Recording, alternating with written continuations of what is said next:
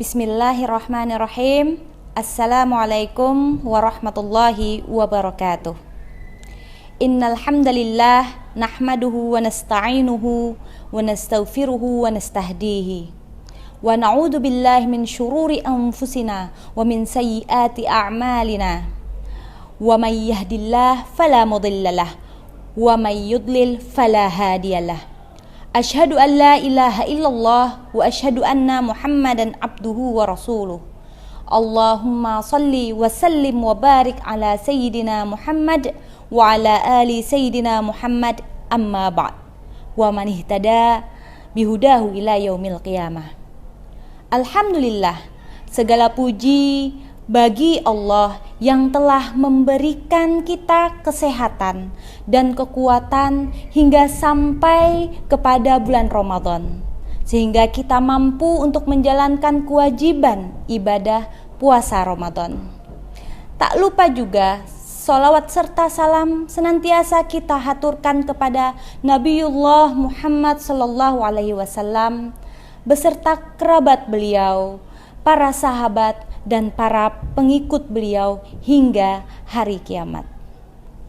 Alhamdulillah, hari ini kita telah memasuki tanggal 3 Ramadan 1445 Hijriah.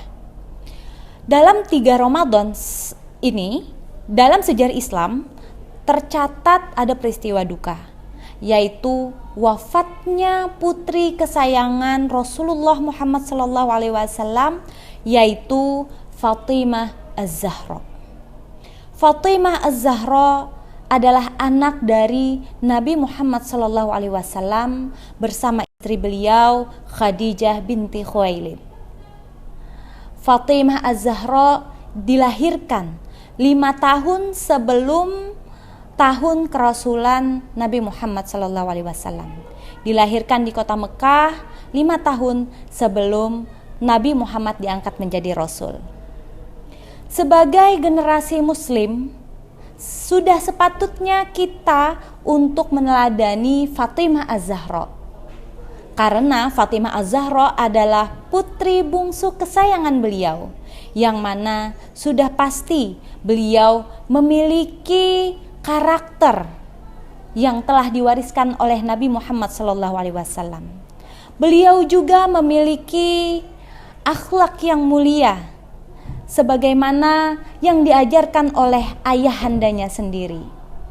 Dan juga beliau memiliki prinsip yang kuat yang mana bisa kita teladani sebagai generasi muda untuk menghadapi globalisasi modern saat ini. Fatimah Az-Zahra menjadi panutan dan contoh teladan untuk kaum muslimin, dikarenakan beliau mempunyai keistimewaan dalam sifat kemanusiaan, pengetahuan, kemudian tingginya sosial beliau, kemudian akhlak yang mulia, yang mana terlihat wajar beliau seperti itu karena beliau lahir dalam keluarga Nabi Muhammad SAW. Kemudian juga beliau dididik dalam lingkungan Nabi Muhammad SAW. Dan hal ini dapat kita ambil hikmahnya. Artinya, ketika kita ingin memiliki karakter yang bagus, karakter yang penuh dengan ilmu dan akhlak mulia, maka kita harus memilihkan tempat, memilihkan ataupun menciptakan lingkungan yang mana bisa untuk mendidik anak-anak kita lebih berakhlak mulia dan mempunyai pengetahuan wawasan yang luas. Kemudian selain keistimewaan tersebut, Fatimah Az-Zahra juga ditunjang dengan sifat-sifat beliau yang luar biasa, seperti akhlak yang mulia, kemudian kemampuan kecerdasan beliau yang sangat tinggi terhadap pengetahuan, kemudian kesabaran beliau yang sangat luas, ketabahan beliau, dan lain sebagainya. Maka patutlah kita untuk mencontoh beliau untuk meningkatkan keimanan kita sebagai umat muslim. Ada banyak sisi yang harus kita teladani dari perjalanan kisah hidup Fatimah Az-Zahra ini. Di dalam tausiah ini insya Allah akan saya sampaikan 4 sisi yang harus kita teladani dari perjalanan Fatimah Az-Zahra ini. Yang pertama, Fatimah Az-Zahra adalah anak yang sangat menghormati dan menyayangi orang tua. Di dalam buku yang berjudul Fatimah The Greatest Woman of Islamic History yang ditulis oleh Ali Syariati, di sana diceritakan bahwa Fatimah ini mempunyai keberanian dalam melindungi Rasulullah sejak kecil. Diceritakan pada suatu saat Rasulullah SAW sedang sujud di depan Ka'bah. Kemudian datang beberapa orang kafir Quraisy dan menumpahkan kotoran unta pada punggung Rasulullah SAW. Fatimah berada di situ dan menyaksikan semuanya. Dengan refleks, Fatimah Az-Zahra langsung mendatangi ayahnya dan mencaci maki orang-orang yang sudah menyakiti Nabi Muhammad SAW. Kemudian para kafir Quraisy itu pun malu karena sudah dimarahi oleh anak kecil. Setelah itu Fatimah Az-Zahra membersihkan punggung Rasulullah SAW sembari menangis. Kemudian Rasulullah SAW berkata kepada Fatimah Az-Zahra, "Wahai anakku, jangan menangis. Bahwasanya aku dilindungi oleh Allah Subhanahu wa Ta'ala." Begitu sayangnya Fatimah Az-Zahra kepada ayahnya. Dan selain itu, Fatimah Az-Zahra juga senantiasa mendampingi Nabi Muhammad SAW dalam dakwah beliau. Ketika beliau remaja, selalu kemana saja Rasulullah SAW beliau ikut demi memastikan bahwa orang tuanya baik-baik saja. Yang kedua, Fatimah Az-Zahra sangat menghormati suaminya. Fatimah Az-Zahra menikah dengan Ali bin Abi Thalib ketika beliau sudah memasuki usia remaja. Sebelum Ali bin Abi Thalib melamar, dikatakan di beberapa riwayat banyak yang melamar beliau. Namun suatu saat datang Jibril kepada Rasulullah dan menyampaikan pesan Allah bahwasanya Fatimah Az-Zahra akan menikah dengan Ali bin Abi Thalib yang merupakan kerabat beliau yang mana sejak kecil memang diasuh oleh Rasulullah dan istri beliau Khadijah. Kemudian beliau menikah dengan Ali bin Abi Thalib. Senantiasa beliau menghormati dan mencintai suaminya sekalipun dalam keadaan yang sangat kurang. Bahkan banyak sekali histori yang menceritakan bahwa Fatimah Az-Zahra dan anak-anak beliau seringkali merasakan kelaparan hingga makan sehari sampai 3 hari tidak makan.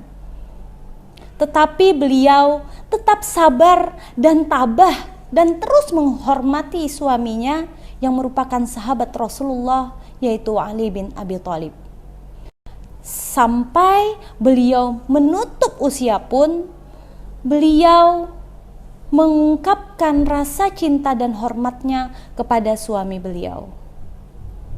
Yang ketiga, Fatimah Az-Zahra adalah seorang wanita yang memiliki rasa keibuan yang luar biasa. Setiap wanita memang dianugerahkan oleh Allah adanya sifat kelembut hatian dan keibuan.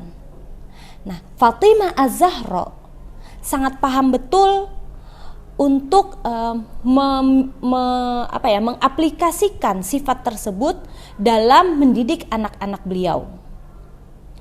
Fatimah Az-Zahra, sebagaimana banyak riwayat, beliau yang mendidik anak-anak beliau sendiri. Kita harus menyadari bahwa madrasah pertama adalah ibu, sekalipun di rumah ada ayah dan ibu.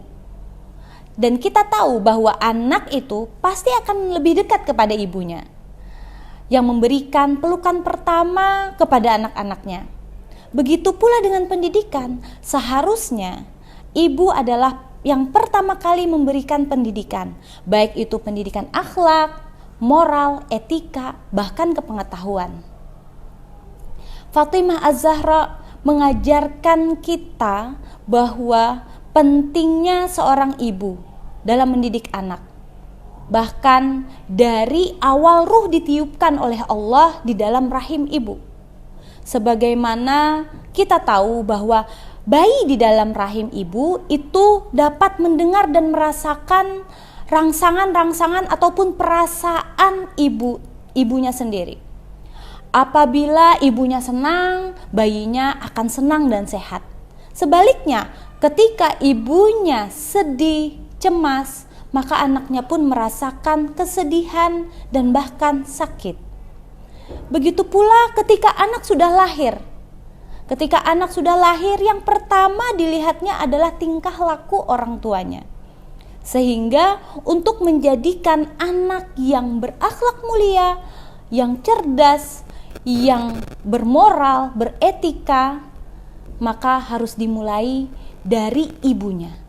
Sebagai wanita, kita sebagai ibu harus lebih bisa mengendalikan emosi, belajar pengetahuan yang luas agar bisa memberikan wawasan yang luas kepada anak-anak kita kelak. Sisi yang keempat adalah Fatimah Az-Zahra adalah orang yang senantiasa mempunyai malu. Fatimah Az-Zahra senantiasa menjaga hijab beliau sekalipun kepada laki-laki buta, sehingga tidak terlihat dengan selain mahram beliau.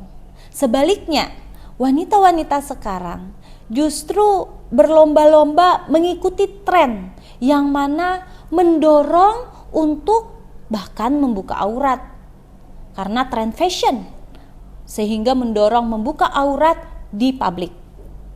Fatimah Az-Zahra mengajarkan kepada kita untuk cuek terhadap lingkungan tersebut.